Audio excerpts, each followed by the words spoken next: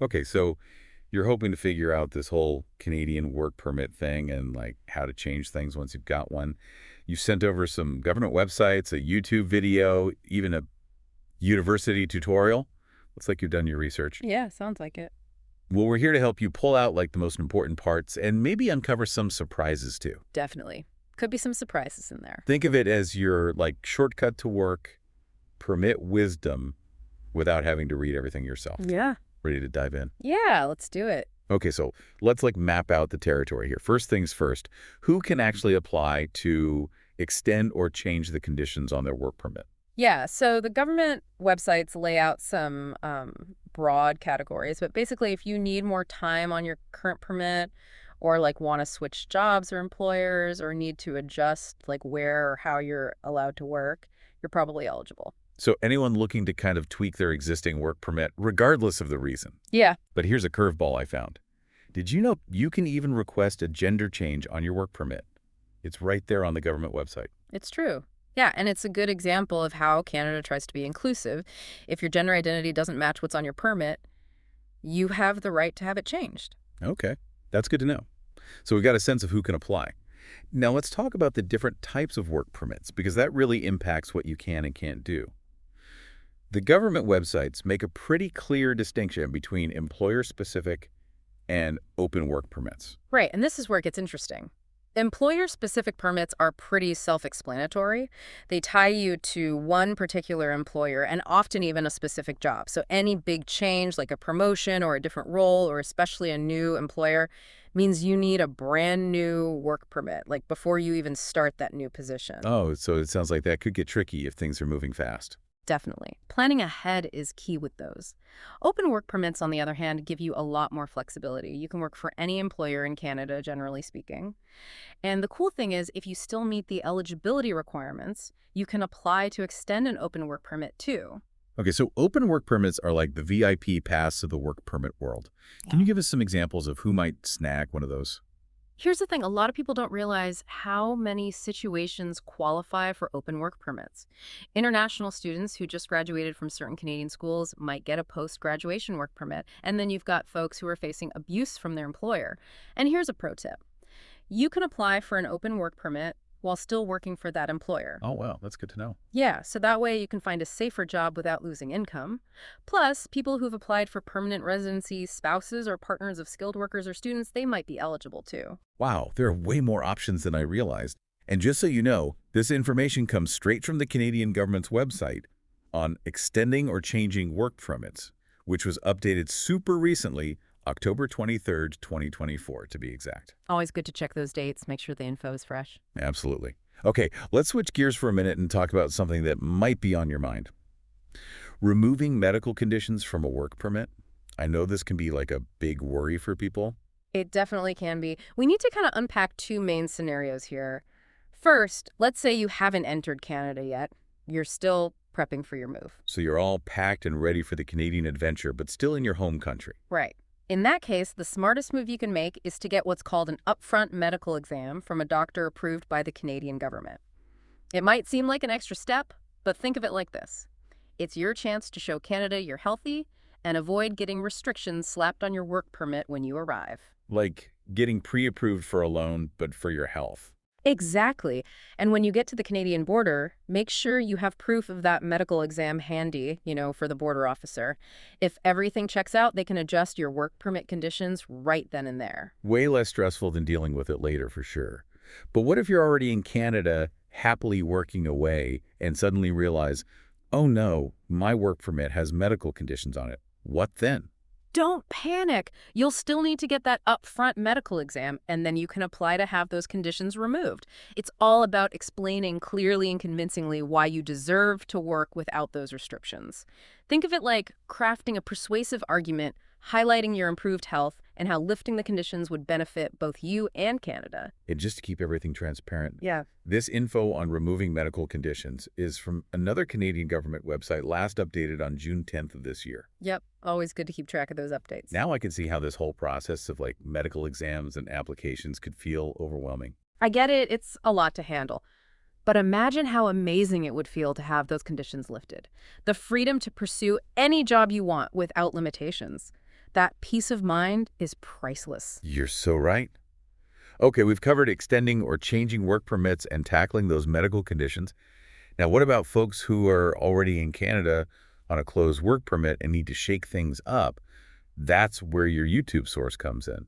It's got some great insights for anyone in this situation. And spoiler alert, it busts a common myth right off the bat. Yes, so many people think they can just magically transform a closed work permit into an open one, but it doesn't work that way. Oh, right. That's a misconception that can lead to major disappointment. Okay, so no shortcuts or magic wands. But the YouTube video does lay out 3 solid options for people stuck with a closed permit. Let's break those down, shall we? Okay, so option number 1. Find a new employer who's willing to jump through the hoops of the LMIA process for you. LMIA, that's the Labor Market Impact Assessment, right? You got it. It's basically the employer proving to the Canadian government that they really truly need your awesome skills and couldn't find a Canadian to do the job. It's a crucial step to get that employer-specific work permit. So essentially, you're starting the work permit process all over again, just with a new employer. Exactly. Now, here's a little known fact. The LMIA process can be quite a headache for employers. It can take several months and cost over $1,000. That's why it's a good idea to talk to your potential new employer about sharing those costs. They might be more willing to hire you if you're willing to meet them halfway. That's a great negotiation tip. Thanks for that. Okay, option 2. Option 2 is for the aspiring entrepreneur. It involves buying a Canadian business at least a 51% stake and then using something called the Owner-Operator LMIA program. This lets you apply for a work permit as, you guessed it, the owner and operator of that business. Sounds like a potential path to becoming your own boss, Canadian style. It can be, but hold your horses. Before you go buying any business, due diligence is critical. Make sure you understand the financials, the market, and whether your experience actually fits the type of business you're considering. So no impulse purchases in the Canadian business world. Definitely not. And one more thing to keep in mind. You have to actually run that business for at least a year before you can even think about applying for permanent residency through this program. Canada wants to see you're serious about investing in the economy, not just using it as a quick ticket to PR. Makes sense. Okay, so we've got finding a new LMIA-loving employer and becoming a savvy business owner. What's the third path our YouTube guru suggests? This one might surprise you. Applying for a study permit to stay in Canada. Wait, going back to school, how does that help someone with a closed work permit? It's not just about staying in Canada, it's about genuine interest. The program you choose has to make sense for your career goals and your previous experience. Immigration officials are smart. They can tell if someone is just trying to game the system. So no faking a passion for basket weaving if you're a software engineer. Exactly. But for those who are truly interested in learning new skills and boosting their qualifications, a study permit can be a great option. Plus, getting a Canadian education can be a huge asset for your future career prospects in Canada. You're right. It's all about adding to your skill set and showing a commitment to Canada. These 3 options really highlight how important it is to understand all the ins and outs of work permits. What seems like a dead end with a closed permit could actually open up a whole new chapter. Resourcefulness is key. And speaking of resources, we've got some extra nuggets of wisdom from your other sources. Perfect. Let's see what those have to offer. We've got some info from a pasted text source that talks about amending a work permit.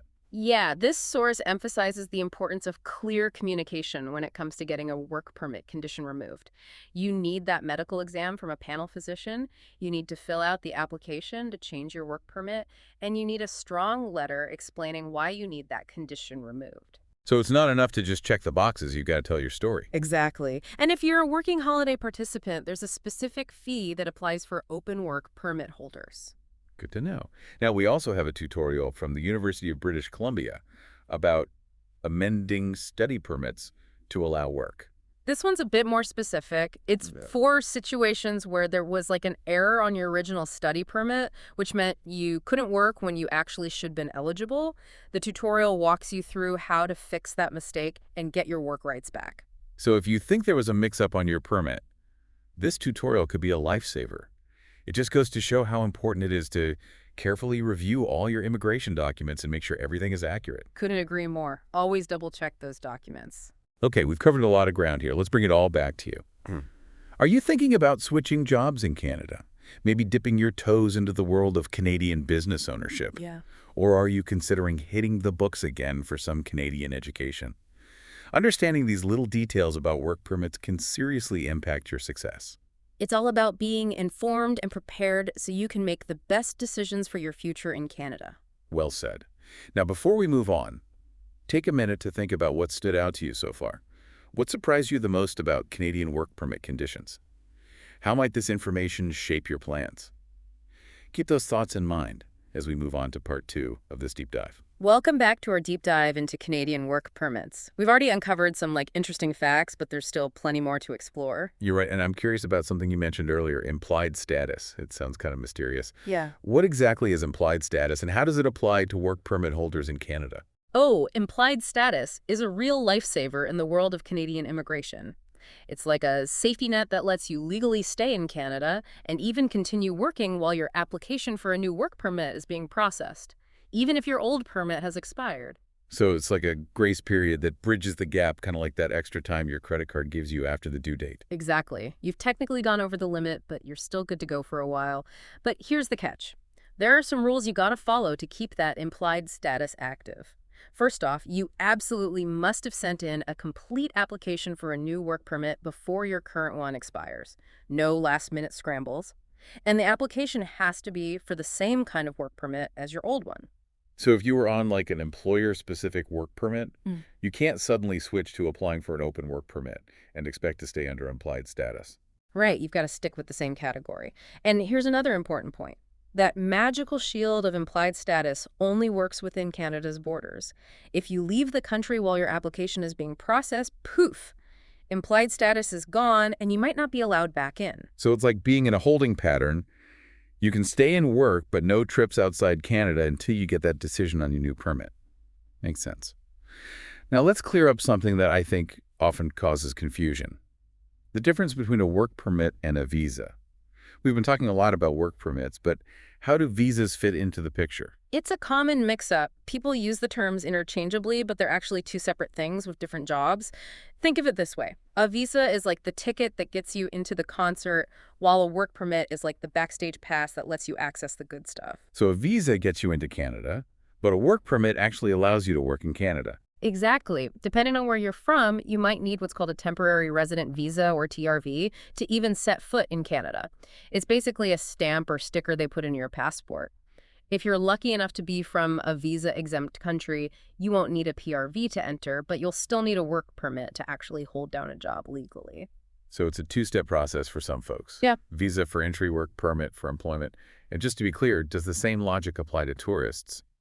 Do they need a visa to visit? Yep, same deal. If they need a visa based on their nationality, they'll need a TRV for tourism, just like someone would need a TRV for work. Okay, that makes things a lot clearer. Yeah. Now let's talk about something that's probably relevant to you based on the sources you shared, the Post-Graduation Work Permit Program, or PGWPDP for short.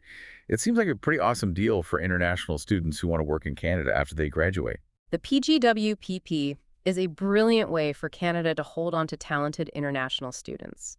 Basically, if you graduate from a program at a designated learning institution, which, by the way, you can check on the government website, you can apply for a work permit that lets you gain real-world Canadian experience.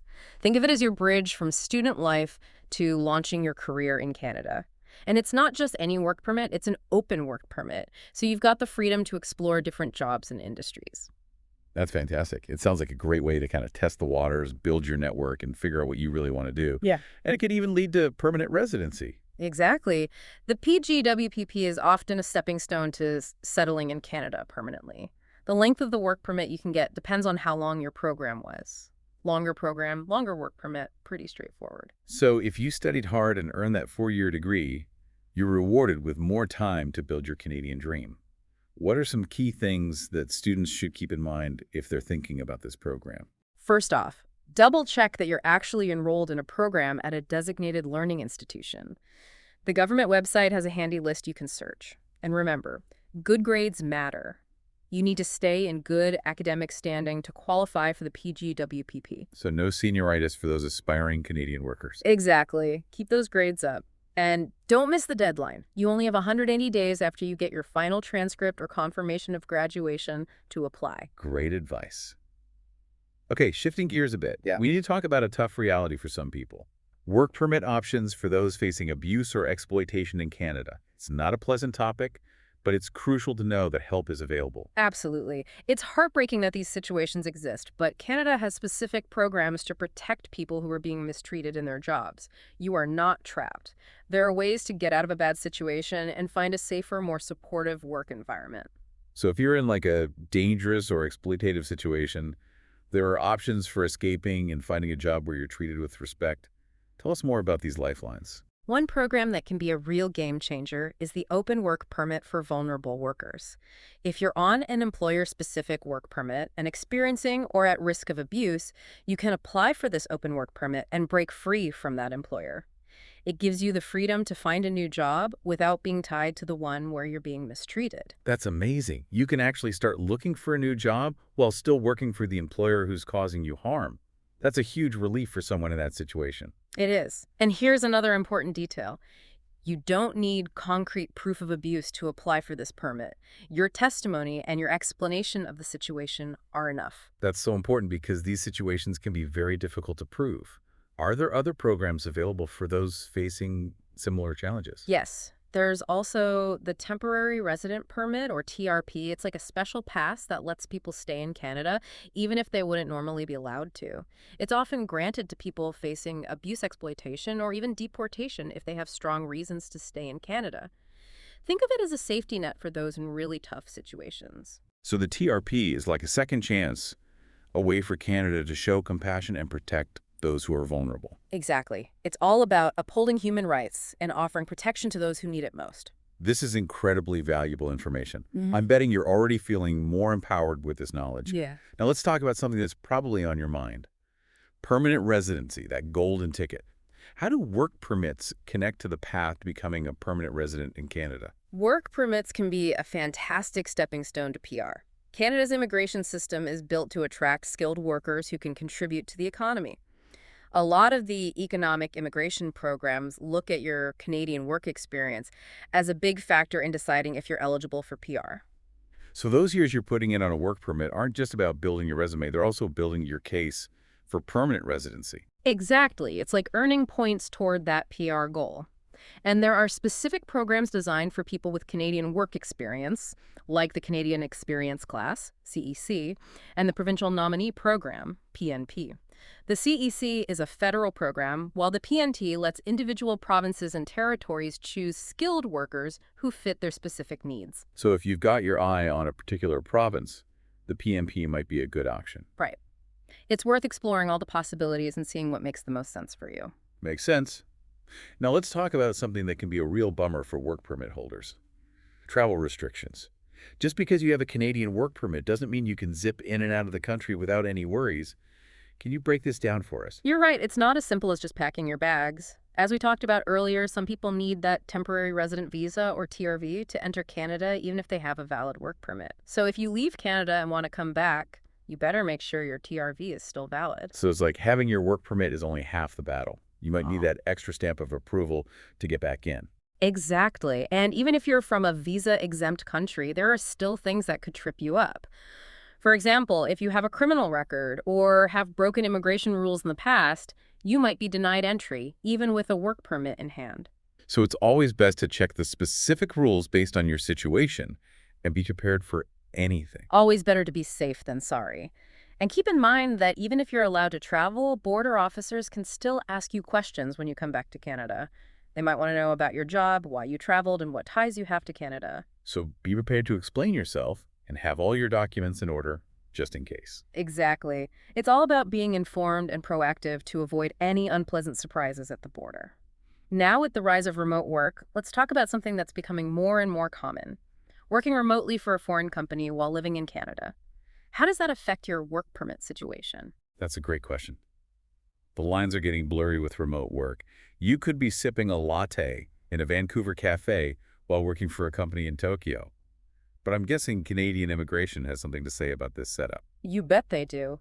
It all boils down to where your primary place of work is. If the bulk of your work is being done in Canada, even if you're working remotely for a company overseas, you're considered to be working in Canada and need a valid work permit. So it's not about where your desk is, but about where your work is actually happening. Precisely. But if you're working remotely for a foreign company and your main work hub is outside Canada, you might not need a Canadian work permit. But hold on, you still need to meet the requirements to enter Canada, which might mean getting a TRV, depending on where you're from. Okay, so figure out where your work home base is, and then make sure you have the right paperwork to match. Exactly. If you're unsure, it's always a good idea to chat with an immigration professional and get some tailored advice. They can help you figure out what applies to your specific situation. Great advice. Now let's talk about something that can trip people up. Maintaining your work permit status. What are some common mistakes that work permit holders make, and how can they avoid accidentally messing things up? Staying in good standing with your work permit is absolutely essential. You don't want to do anything that could jeopardize your status in Canada. One of the biggest mistakes is working for an employer or in a job that's not allowed on your work permit. Remember those employer-specific work permits? They're pretty strict. You can't just go off and moonlight for another company without permission. So no side hustles or secret freelance gigs unless your permit allows for it. Exactly. And even with an open work permit, there might be restrictions on the type of work you can do. Maybe there are certain industries or occupations that are off limits. Make sure you know what your permit says and stick to the rules. Got it. Stay in your lane. What other mistakes do people make? Believe it or not, a lot of people forget to tell immigration officials if their personal information changes, like their address or marital status. But it's crucial to keep your contact info up to date so the government can reach you if they need to. So no going off the grid and becoming a Canadian mystery. Exactly. And don't forget to keep an eye on that expiry date. If you need to extend your work permit, apply well in advance. Remember, implied status only kicks in if you apply before your current permit expires. Waiting until the last minute can be risky. So procrastination is not your friend when it comes to work permits. Nope. Stay organized and on top of those deadlines. And here's something else to keep in mind. Know your rights and responsibilities as a work permit holder. You have the right to work in the conditions outlined on your permit, to be treated fairly by your employer, and to access essential services like healthcare. So be informed, know what you deserve, and don't hesitate to seek help if you're facing any issues. Absolutely. There are tons of resources out there to help work permit holders, including government agencies, settlement organizations, and legal professionals. You're not alone in this journey. And I know you send over some information about the Labor Market Impact Assessment, or LMIA. It seems like this document plays a big role in bringing foreign workers to Canada. Can you shed some light on what the LMIA is all about? The LMIA is a key part of making sure that hiring foreign workers doesn't negatively impact Canadian workers. It's basically a way for the government to check if there's a real need for a foreign worker to fill a specific job. The employer has to prove they've tried their best to find a Canadian citizen or permanent resident to do the job, but haven't had any luck. So it's about protecting Canadian workers and ensuring that jobs are offered to Canadians first. Exactly. The employer has to go through a whole process of advertising the position, assessing Canadian applicants, and convincing the government that the foreign worker is absolutely essential and won't take a job away from a Canadian. It sounds like a pretty rigorous process. It can be. It takes time, effort, and money for employers to go through this. But it's important to make sure the system is fair and that foreign workers are only brought in when it truly benefits the Canadian economy and labor market. Makes sense. So the LMIA is all about keeping things balanced and ensuring that everyone benefits. Now, how does this process work from the perspective of a foreign worker who's hoping to land a job in Canada? If you're a foreign worker who needs an LMIA, the first hurdle is finding an employer who's willing to go through the whole process for you. Not all employers are up for it because it can be a lot of work. So finding an employer who's supportive and understands the LMIA process is a big win. Absolutely. Once you've got that awesome employer on board, they need to apply to Employment and Social Development Canada, or ESDC, with all the details about the job, your qualifications, and why they need to hire you.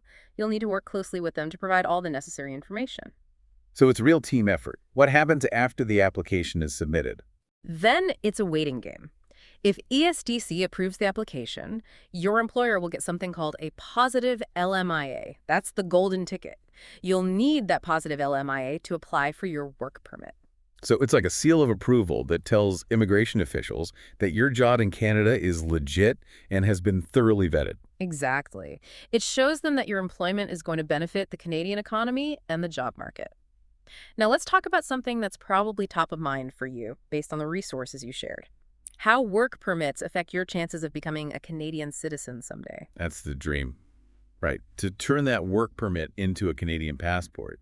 Does having a work permit history make it easier to become a citizen down the road? It can definitely help. One of the main things you need to become a citizen is to have physically lived in Canada for a certain amount of time, at least 3 out of the 5 years before you apply. And guess what? The time you spend working in Canada on a valid work permit counts toward that physical presence requirement. So you're not just working, you're also racking up points towards citizenship. Exactly. But keep in mind that different types of work permits can affect your eligibility for different citizenship pathways. For example, if you're married to a Canadian citizen, there might be special rules about what kind of work permit you need to have had to qualify for faster citizenship. So it's worth double-checking the rules to make sure your work permit history lines up with the citizenship pathway you're aiming for. Always a good idea. And remember, physical presence is only one part of the puzzle.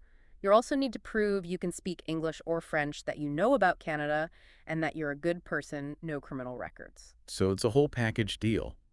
But having a solid work permit history shows you're serious about Canada and that you've been contributing to the country, which definitely looks good on your citizenship application. Now, the Canadian immigration system can feel pretty overwhelming with all its rules and regulations. When does it make sense to call in the experts, the immigration consultants and lawyers? It's true, immigration can be a maze. While you can go it alone sometimes, having a professional in your corner can make a world of difference. If your case is complicated, if you've been refused a visa or permit before, or if you're just plain confused, an immigration consultant or lawyer can be your guide through the jungle. So they're like expert navigators who know all the shortcuts and pitfalls. How do you find a good one? First things first, make absolutely sure they're allowed to give immigration advice in Canada. Immigration consultants need to be registered with the College of Immigration and Citizenship Consultants, or CICC. Lawyers need to be members of a provincial or territorial law society. You can check their credentials online, no fakes allowed. Got it. Verify before you trust. What else should you look for? Experience matters. Look for someone who has a good track record of helping people with cases similar to yours. Check out online reviews, ask for references and meet them in person, or have a virtual chat to see if you vibe with them. It's like choosing any other professional, go with your gut. So do your research, ask the right questions, and find someone you feel comfortable with. Exactly. And a good immigration professional will be upfront about their fees and explain exactly what they can do for you. No hidden surprises. Okay, that makes sense. Now, I noticed you sent us information on the global talent stream. It sounds like a pretty cool program for employers who are looking to hire skilled workers from overseas. Can you tell us more about how it works? The global talent stream is like an express lane for highly skilled workers to come to Canada. It's designed for companies that need to fill specialized roles super fast, think tech wizards, data gurus, that sort of thing. With this program, work permits can be processed in as little as 2 weeks. Wow, that's lightning fast. What's the catch? There are some hoops to jump through, of course. Companies need to prove that they're innovative, that they're creating jobs for Canadians, and that they really truly need to hire a foreign worker because they can't find anyone in Canada with the right skills. So it's not just about bringing in foreign talent willy-nilly. It's about making sure it benefits the Canadian economy as a whole. Right. There are two categories within the global talent stream, depending on the company and the job. Category A is for companies that get referred to the program by a special partner, like an innovation hub or a venture capital firm. Category B is for companies that are hiring for jobs on a specific list of in-demand occupations. So there are different pathways depending on the situation. What about the benefits for the foreign worker? Well, the biggest perk is that speed. Imagine getting your work permit processed in just 2 weeks. That's unheard of in the regular immigration world. Plus, companies that use the global talent stream are often innovative and forward-thinking, so you're likely to land a pretty cool job. That's awesome. Now let's talk about something that no one wants to think about, but it's important to be prepared for: work permit rejections. What are some of the common reasons why applications get denied? And what can people do to increase their chances of success? Getting your application rejected can be a huge disappointment, but understanding the common reasons for those rejections can help you avoid them next time. One of the biggest culprits is incomplete or inaccurate applications. Immigration officers are like hawks. They scrutinize every detail. Missing information, inconsistencies, even tiny mistakes can raise red flags. So dot your I's, cross your T's and double-check everything. Absolutely. And don't forget to include all the required documents. Another common reason for rejections is failing to prove you have strong ties to your home country. It's not enough to just say you want to work in Canada. You need to convince immigration officials that you have a life to go back to once your work permit expires. So you've got to show them you're not planning to overstay your welcome and disappear into the Canadian wilderness. Right. Show them you've got a stable job back home. Maybe you own property or have close family members there. These are all signs that you'll return when your work permit is up. Another common reason for rejections is not meeting the specific requirements for the type of work permit you're applying for. So choosing the right category and making sure you check all the boxes is key. Exactly. Each category has its own set of rules, and if you don't follow them to the letter, your application is as good as rejected.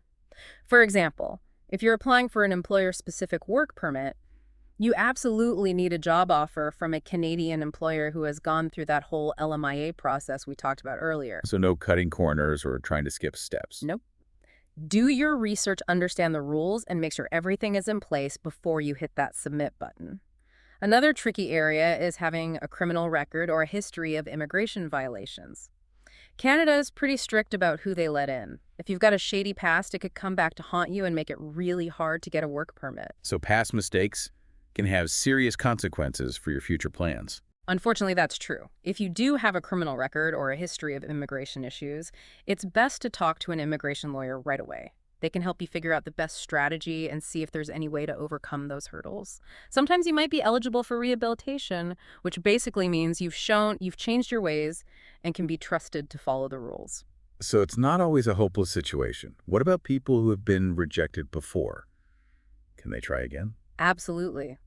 If your circumstances have changed or if you can provide new evidence to support your case, you can definitely reapply. Don't give up on your Canadian dream. Yeah. Persistence pays off, and sometimes a little bit of extra effort can make all the difference. Speaking of the process, let's peek behind the curtain of the Canadian immigration system for a minute. How do they actually process all these applications? What are those immigration officers looking for when they're making their decisions? Yeah, it's a bit of a mystery to most people. It is. But the Canadian immigration system is actually designed to be pretty fair and transparent. When you send in your application, it first goes to an immigration officer who gives it a quick once-over. They're checking to make sure you filled out everything correctly, that you're eligible for the type of work permit you're asking for, and that you haven't tried to pull a fast one by giving false information. So it's like an initial quality control check. Exactly. If your application passes this first test, then it goes on to a more detailed assessment. This is where the real detective work begins. Immigration officers will look at your work experience, education, language skills, ties to your home country, and whether you're admissible to Canada, meaning you're not considered a risk. So they're building a complete picture of you as a person and as a potential worker in Canada. Right. They want to be confident that you're a genuine candidate who's going to contribute to Canada and respect the rules. They'll also look at the job market in Canada and decide if your employment is going to help or hurt Canadian workers. It's all about keeping things balanced and fair. So it's like a holistic assessment that takes everything into account. There's no secret formula, but presenting a strong and honest case definitely increases your chances. Absolutely. And remember those immigration consultants and lawyers we talked about? This is where they can really shine. They know how to package your application in the best possible light and make sure everything is presented clearly and convincingly. So if you're feeling lost or overwhelmed, they can be your guiding stars. Now let's switch gears for a moment and talk about the power of networking. It's not just about who you know, but also about how you connect with people in Canada. How can networking help people land a work permit or even just advance their careers in Canada? Networking is like gold in the Canadian job market. It's all about building relationships, making connections, and tapping into that hidden job market that you won't find on job boards. In Canada, personal connections are highly valued, so the more people you know, the better your chances. So it's not just about sending out resumes and hoping for the best. It's about getting out there and meeting people. What are some good ways to network effectively in Canada? Oh, there are tons of ways to connect with people. Go to industry events, join professional associations, and build your online presence on LinkedIn. Don't be shy about reaching out to people for informational interviews. It's a great way to pick their brains, learn about their career journeys, and get some insider tips. So informational interviews are like low-pressure coffee dates where you can gather intel and make a good impression. Exactly. And you never know, those informational interviews could turn into job leads or recommendations down the road. Another great way to network is to volunteer. Find organizations that align with your interests and offer your time and skills. So you're giving back to the community and boosting your network at the same time. It's a win-win. Exactly. And volunteering is especially helpful for newcomers who are still building their Canadian connections. It shows initiative, a willingness to learn, and a desire to be part of the community. So it's not just about finding a job, it's about integrating into Canadian society and building a life here. Exactly. Networking is all about relationships and mutual support. Okay, we've talked about the practical side of work, permits, the rules, the processes, the challenges, but now let's dive into the human side of things. How can understanding Canadian workplace culture help newcomers thrive in their jobs and avoid those awkward misunderstandings? You've hit the nail on the head. Every country has its own unique work culture, and Canada is no exception. One of the things that makes Canada special is its emphasis on politeness, respect, and inclusivity. Canadians are all about teamwork and making everyone feel valued. So no cutthroat competition or office drama. It's all about collaboration and mutual respect. Exactly. And communication is key. Canadians tend to be direct but always polite. They value clear and concise communication, whether it's in person or in writing. So say what you mean, but say it nicely. Right. And punctuality is a big deal in Canada. Being on time for meetings and deadlines shows that you respect other people's time. No island time in the Canadian workplace. Exactly. And don't forget about Canada's incredible diversity. You'll find people from all over the world working together in Canadian companies. Respect for diversity and inclusivity is deeply ingrained in Canadian society. So be open-minded, be respectful, and embrace the beauty of different cultures and perspectives. Absolutely. And one last thing, Canadians value work-life balance. Working hard is important, but so is having a life outside of work. Taking time for family hobbies and personal well-being is encouraged and seen as essential for a happy and productive life. So it's all about finding that sweet spot. Working hard, but also playing hard and enjoying all that Canada has to offer. Exactly. By understanding and respecting these aspects of Canadian workplace culture, newcomers can set themselves up for success and have a truly positive experience. Now let's talk about something that's unfortunately a reality in some workplaces: the potential for exploitation or mistreatment by employers. That's a tough but important topic. It's sad to think that exploitation can happen anywhere, even in a country as welcoming as Canada. What are some warning signs that workers should be aware of? You're right, exploitation can happen anywhere, and it's crucial to be informed and know how to protect yourself. One of the biggest red flags is being paid less than the minimum wage, or not being paid at all. Every province and territory in Canada has a minimum wage, and it's against the law for employers to pay less than that. So know your worth and don't let anyone take advantage of you. Exactly. And remember, the minimum wage applies to everyone, regardless of your immigration status. Another warning sign is being forced to work crazy hours without getting paid overtime. Canada has laws about overtime pay, and employers can't just work you to the bone without compensating you fairly. So no working around the clock without getting your due. Right. And be very suspicious of any employer who tries to take your passport or other important documents. This is a classic tactic used by exploitative employers to control their workers. That's a scary thought. Yeah. What should someone do if their passport is taken away by an employer? If that happens, don't wait. Report it to the authorities immediately. You can call the police or contact Service Canada, which is a government agency that helps workers. So if you're in a situation like that, remember you're not alone. Reach out for help and don't be afraid to speak up. Are there any other warning signs of exploitation that people should be aware of? Absolutely. Any form of abuse or harassment is a huge red flag. This includes verbal abuse, physical abuse, sexual harassment, or anything that makes you feel unsafe or uncomfortable at work. So trust your instincts. If something feels wrong, it probably is. Exactly. You deserve to work in a place where you feel safe and respected. If you are experiencing any kind of abuse, document the incidents, report them to your employer, and if you need to get legal help. Canada has strong laws to protect workers, and there are people who can support you through this. Now, let's shift gears and talk about some positive things you can do to protect yourself and ensure you're being treated fairly in the Canadian workplace. What are your top tips for staying safe and empowered?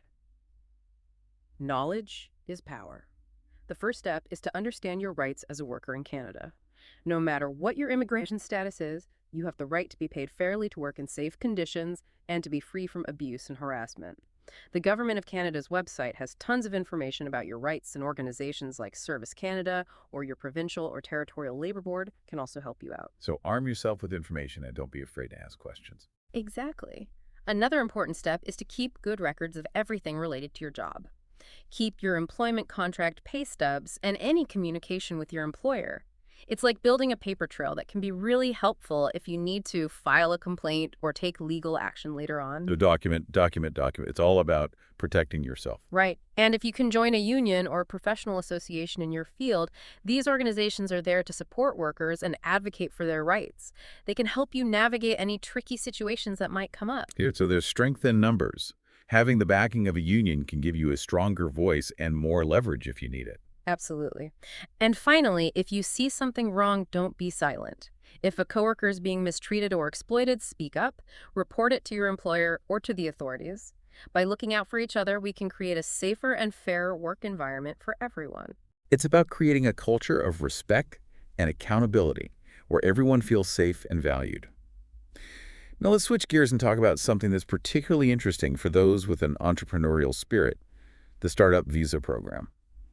What's this program all about, and how does it attract talented business minds from around the world to Canada? The Startup Visa program is like a beacon for entrepreneurs who have big dreams and innovative ideas. It offers a pathway to permanent residency for those who meet specific criteria, and it's designed to boost Canada's economy by bringing in fresh perspectives and new businesses. So it's like a fast track to Well, the Canadian dream, but for entrepreneurs. exactly. It's a win-win. Entrepreneurs get to launch their businesses in a supportive environment, and Canada gets to benefit from their creativity and job creation. But of course, there's some hoops to jump through. Applicants need a solid business idea support from a designated organization, and they need to meet language and financial requirements. Okay, so it's not just about having like a napkin sketch of a brilliant idea. You need a well-developed plan and some serious backing.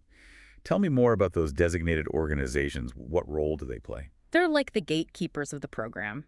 They carefully assess each business idea and decide if it's got what it takes to succeed in Canada. We're talking about business incubators, angel investor groups, and venture capital funds that have been handpicked by the Canadian government to support startups. So they're not just handing out letters of support to anyone with a pulse. They're looking for like the cream of the crop. What kind of businesses typically catch their eye? They're drawn to innovative, scalable businesses that have the potential to create jobs, especially in high-growth sectors like technology, clean tech, and life sciences.